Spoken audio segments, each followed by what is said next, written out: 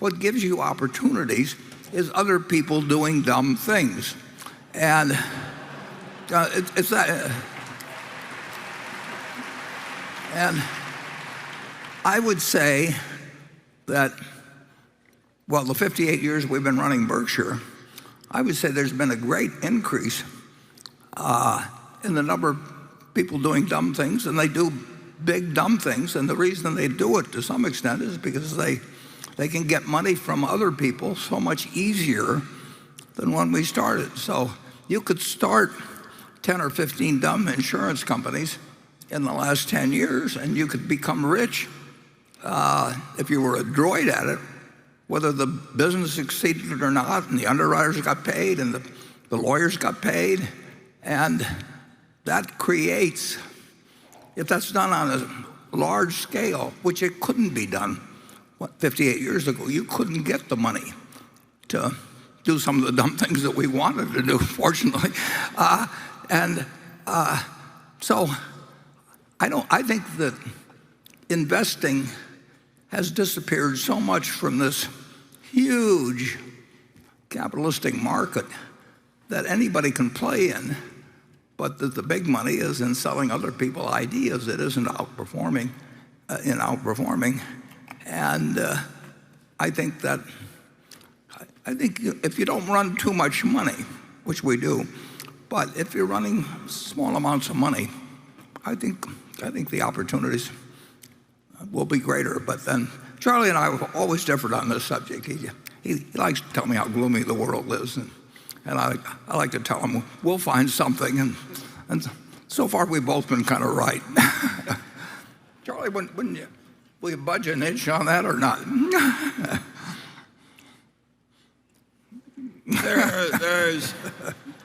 There is so much money now in the hands of so many smart people, all trying to outsmart one another and outpromote one another, getting more money out of other people.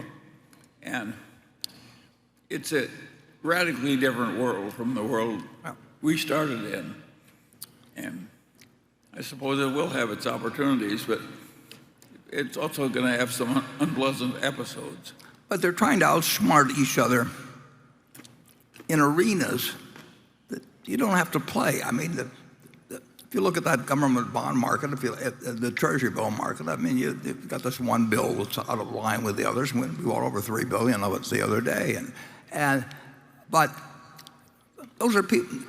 The world is overwhelmingly short-term focused, and if you go to an investor relations call, they're all trying to figure out how to fill out a sheet to show the earnings for the year, and the management is interested in feeding them expectations that will slightly be beaten. I mean, that is a world that's made to order for anybody that's trying to think about what you do that should work over 5 or 10 or 20 years.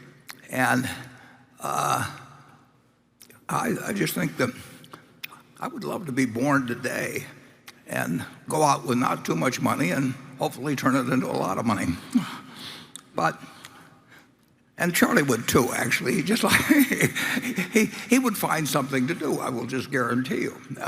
And it wouldn't be exactly the same as before, but he would have a big pile. I would not like the thrill of losing my big pile into a small pile. Well, I like my big pile just the way it is. Well, we agree on that, incidentally. Okay. Yes, we do. You're one of the most extreme lovers of the big pile. Charlie? Well, tell them the story of the Japanese investment. That should be told again. That's a nice story. Well, it was pretty simple. I mean, back when I started, other people were going through Playboy, and I was going through Moody's, basically. And there's a movie out called Turn Every Page, which I saw again for the second time a couple of days ago, Lizzie Gottlieb, and I recommend everybody in this world watch that, because I turned every page in the past. And I did it for thousands and thousands of pages in Moody's, and I did it at the Department of Public Utilities in Boston. I did it in the insurance department. You just kept turning pages. Well, that goes on for a while, but now we need big ideas in order to find things. And what was your question, Charlie? You tell them about the Japanese. Well, the Japanese thing was simple. I mean, I like looking at companies. I like looking at figures about companies, and here were 5 very, very substantial companies, understandable companies. Most of them, maybe all of them, we'd done business with in a dozen different ways. If you go a couple miles from where this place is, our last coal-generating plant was built by one of the companies. So here they were sitting as a group where they were earning, we'll say 14% on what we were going to pay to buy them. They were paying decent dividends. They were going to repurchase shares in some cases. They owned a whole bunch of businesses that we could understand as a group, although we didn't mean we had deep understanding on anything, but we seen them operate and everything. There wasn't anything to it. And at the same time, we could take out the currency risk by financing in yen, and that was going to cost us 0.5%. Well, if you get 14% on one side and 0.5% on the other side, and you've got money that, forever, and they're doing intelligent things, and they're sizable. So we just started buying them. I didn't even probably tell Greg until maybe 6 months after we'd gotten going. And then when we hit 5% in all of them, we announced on my birthday and at 90th that we owned over 5%. And recently went over for the first time to visit with them, and we were more than pleasantly surprised, delighted with what we find there. And now we own 7.4% of it. We won't go over 9.9 without their agreeing, and we sold another 164, whatever it is, billion of yen. Would have done for us if we only had $5 billion or something, and it made $10 billion simply in that way. Yeah. We would look like heroes. Now $10 billion just sort of disappears as a little dot in Berkshire's reports. But it's fun. And it is fun, and it is $10 billion. And Charlie says it keeps me out of bars when I talk to him about it. And I probably talked to Charlie about this the year after I started. But who knows? I mean, I knew he'd like it. I mean, obviously, we tried to do every dollar we would do. We could only do about $10 billion. Yeah. Well, not even quite that much. Yeah. But we are $4 or $5 billion ahead plus dividends, and we got a carry that's terrific, and they welcome us, and they should welcome us, but we love it the way they're operating. We're not there to tell them what to do in the least. So we did, but we did say we never go over 9.9, and we mean it, and they know that we'll be true to our word. And I went over there partly to introduce Greg to those people, because we're going to be with them 10, 20, 30, 40 years from now, and they may occasionally find something that we can do jointly, and they look forward to doing that, and we look forward to it. And in addition, we have some other operating businesses in Japan. So, Greg, do you have anything? The only thing I would add is that, one, as Warren, you went over there, it was to build the trust with these Japanese companies, because we do hope there's long-term opportunities. But fundamentally, as you highlighted, they're an incredible, they've been a very good investment. I'd also highlight the 5 meetings we had were really quite remarkable. I mean, these companies, the culture and the history around it and how proud they are, there's just moments of learning from them. So it was just a great experience to spend really 2 days with the 5 companies. And an issue that we intended to be 56 billion of yen that we were issuing and selling turned out to be 164.4 or something like that. Everything's worked so well, and as Charlie says, it doesn't move 500 billion of net worth that much, but this one is, it will keep adding over the years to Berkshire's value with this very widespread, probably $400 or $500 million a year. And we'll just keep looking for more opportunities. And Japan, Berkshire is the largest borrower corporate borrower outside of Japan that exists. And Yep. we didn't set out to be that, but it's turned out that way, and we're not done. I mean, in terms of what may come along there, and we have some direct operations there, as I mentioned, and we've got some really wonderful partners working for us, and I don't have to do anything. I worry that a corporate raider like Carl Icahn or a group will buy up enough of these shares to take control of Berkshire and completely disregard Warren's philosophy of holding a lot of cash in U.S. Treasury bills and instead be greedy, reckless, and highly speculative and ruin Berkshire's position as a rock-solid financial fortress. I think it's fair to say we think about it plenty, but I don't worry enormously. If it is true that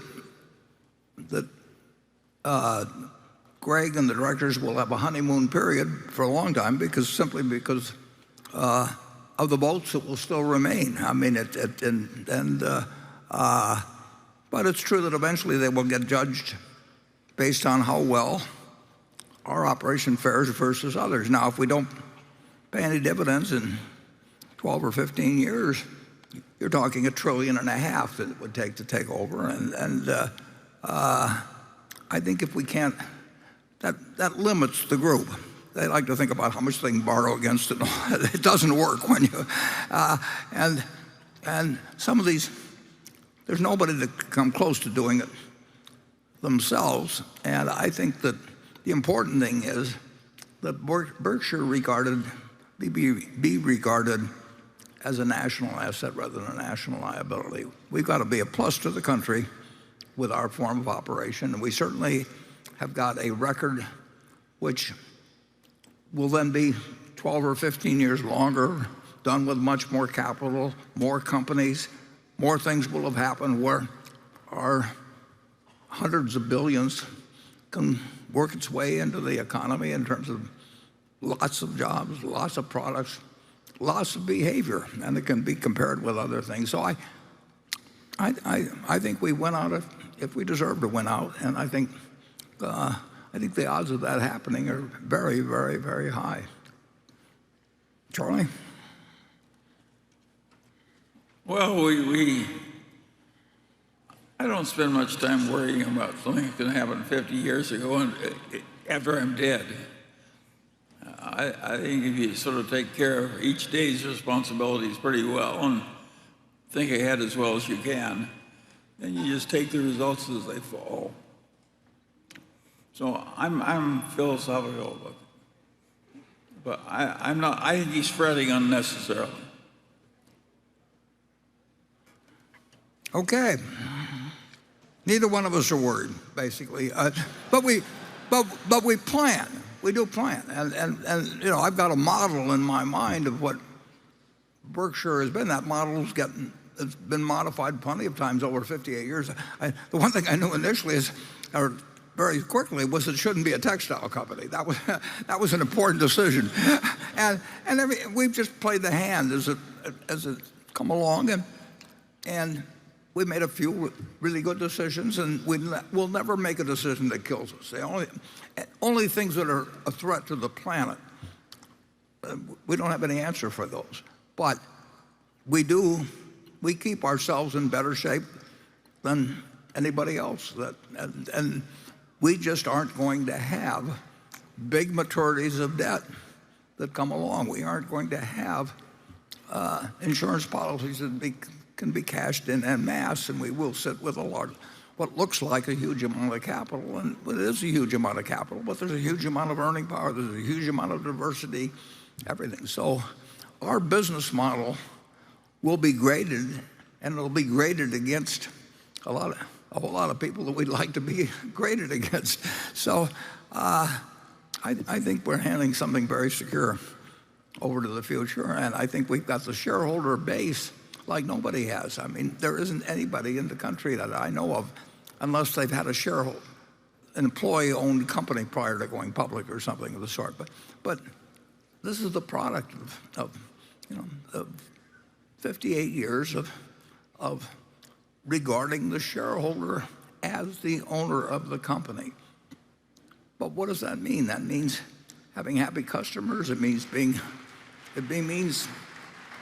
welcomed by your community rather than having them turn you away. It means that the government feels better with you if there's a financial crisis because you can provide something that actually the country can't under some circumstances, and you'll be there. And at the same time, it'll be good for the business. And we will have crises of one sort or another, but if they aren't challenging the planet, which worries you in terms of some of the threats that we have, we'll be a plus to the United States, and if we're a plus to the United States, we'll survive.